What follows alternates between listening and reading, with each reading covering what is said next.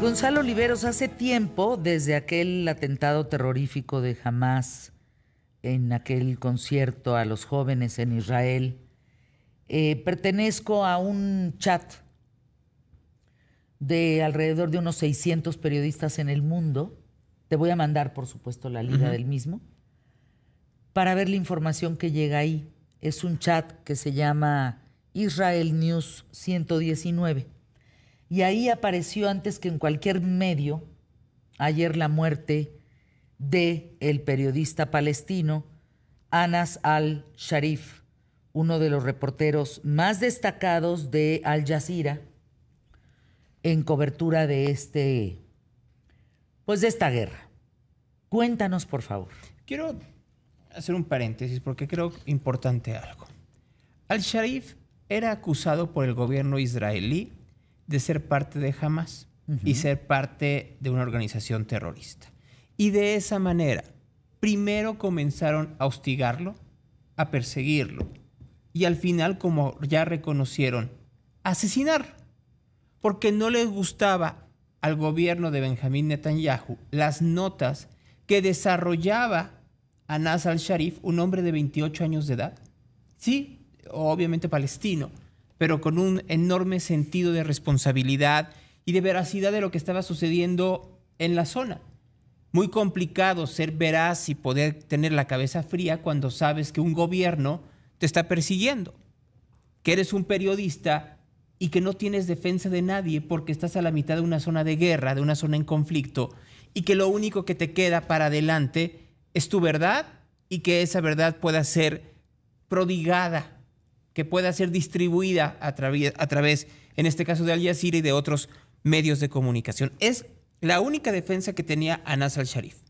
Hasta que aparece un mensaje de él mismo. Sí. Ese mensaje dice que si tú estás leyendo esto, que esta es mi voluntad y mi último mensaje, porque si estas palabras te llegan, sepan que Israel ha logrado matarme y silenciar mi voz. Pero imagínate por un momento que es tu última arma cuando ya te mataron. Ayer en la noche, en un ataque directo en contra de él y un equipo de Al Jazeera, que eran 5 personas que estaban, contándole el 5, afuera de uno de los hospitales allá en Gaza, llega un ataque y lo matan. Y quiero... Los mataron a todos, perdón, no a 4, sí. A los 5. Quiero ser muy claro en esto, porque es importante en distintas aristas lo que pasó con Anas al-Sharif. Porque lo que estamos viendo en el mundo de manera constante es un ataque sistemático al periodismo, a cualquier tipo de periodismo que sea incómodo al poder. Solo que entre más grave se ponga la situación alrededor del mundo, dependiendo la zona, los periodistas sufren mayor indefensión y por ende más posibilidades que mueran. No solo sucede en la Franja de Gaza, pasa en Ucrania, pasa en este país llamado México, en donde los periodistas en las zonas de conflicto tomadas por el narcotráfico no tienen defensa. Porque podemos hablar que también es muy grave la manera en la cual de forma sistemática el poder en cualquier parte del mundo, incluyendo México, ataca a los periodistas. ¿Por qué? Porque el periodismo termina por ser el principal ataque en contra de la propaganda. En un país como México, en donde tiene muy aceitado la propaganda hoy en día, como lo tienen en Brasil, como lo tienen en los Estados Unidos, como lo tienen en Turquía, como lo tienen en Venezuela y claro, lo tienen también en Israel, los periodistas que tratan de develar la verdad terminan por ser los principales blancos de la propaganda y por ende también de los estrategas de inteligencia de lo que ustedes quieren, en este caso del ejército israelí.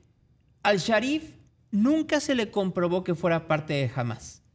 No hay un solo medio de comunicación que dé por válida esta justificación que da el ejército israelí de por qué era perseguido este periodista de Al Jazeera. Y aún así, pese a que no había pruebas, de que no había comprobación periodística, de que tenía el apoyo de sus compañeros, no solo de Al Jazeera, sino a nivel internacional, lo asesinaron.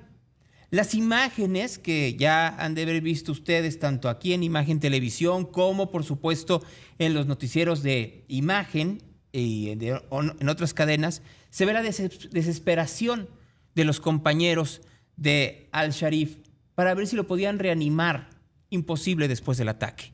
Y eso es lo que creo que tenemos que reflexionar una y otra vez. Van 65,000 muertos desde octubre del 2023 hasta ahora en la Franja de Gaza. Yo lo vuelvo a decir. Y es muy complicado tocar este tema porque si tú comienzas a decir, no se nos olvide que Hamás es una organización terrorista, que fue y atacó un festival de música en donde jóvenes estaban disfrutando el momento y luego se metió a distintos kibutz y secuestró gente que no ha regresado.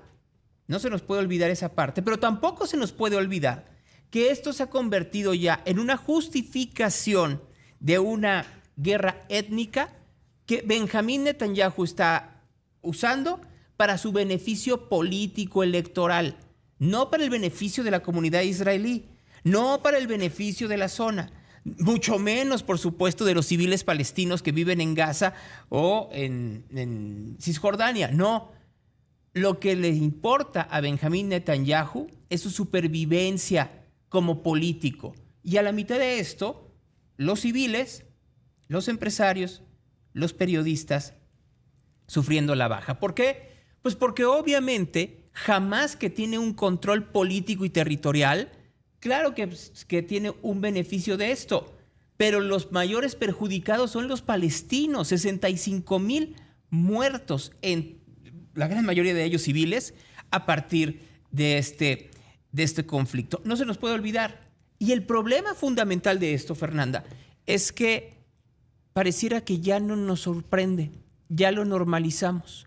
Normalizamos que vaya a haber una reunión entre Putin y Rusia que van a negociar. ¿Qué cacho de Ucrania se queda Rusia?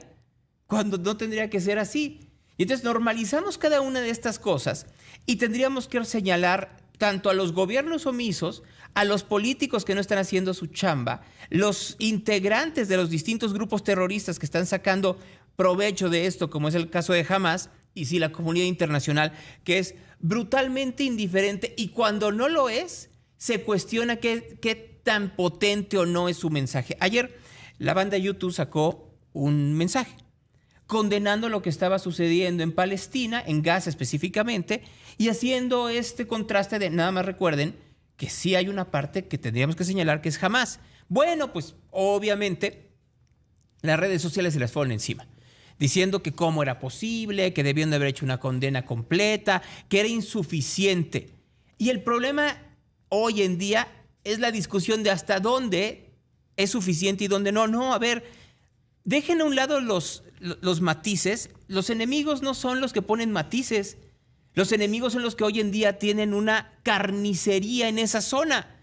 Y entonces, mientras busquemos, quiero que tu apoyo sea total o no es, vamos a continuar viendo cosas como lo que pasó el día de ayer en Gaza, en donde 5 periodistas murieron por eso, por ser periodistas. Hay otro que también está de base ahí en Gaza, que se le está acusando de tomar los montajes que hace Hamás para que el mundo tenga una opinión en contra de Israel. Esto también me parece muy importante, Gonzalo, tomar en cuenta, porque aquí estás lidiando con terroristas, estás lidiando con gente que mata gente y que empezó matando gente que se desata este conflicto. Si estos hacen montajes para que entonces el mundo crea que el culpable de todo esto es Israel, también no está equilibrada la información. También se están basando mucho en fake news. Tú no puedes estar a favor ni de un país que mata a su propia gente, pero tampoco de un terrorismo. Tampoco de un movimiento terrorista como Hamás, que además ha sido financiado por Qatar, por Irán, en fin. Sí, pero la solución la tiene Netanyahu. Netanyahu tiene al momento la manera en la cual parar esta guerra y efectivamente hacer un colectivo internacional que combate el terrorismo. Y eso es lo que no quiere Netanyahu, porque no le conviene políticamente hablando. Ahí el tema, mi querido Gonzalo.